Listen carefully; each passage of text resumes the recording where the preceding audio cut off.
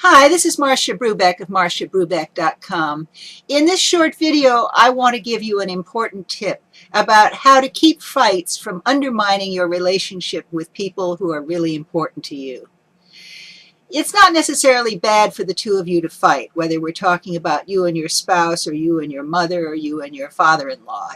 It doesn't really matter a whole lot, but what does matter is that the fighting not go past a certain level.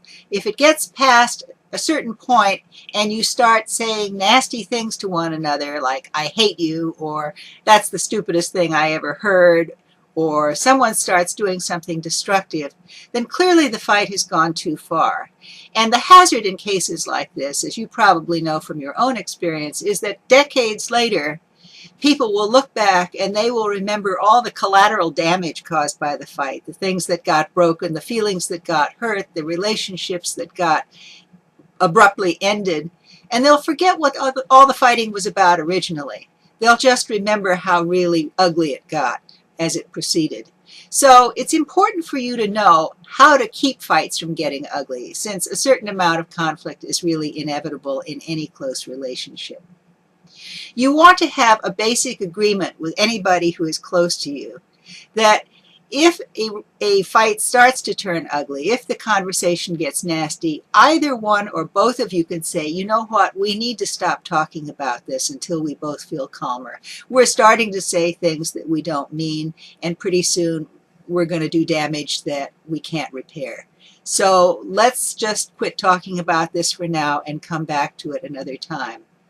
And by stepping back that way, you reaffirm, each of you, the importance of preserving the relationship, the fact that the relationship is more important than the particular thing that you're arguing about in the moment.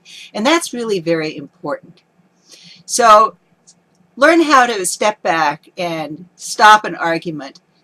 Have an agreement with your significant other or your relative or your best friend that either or both of you can call a halt to things when the proceedings are getting really destructive.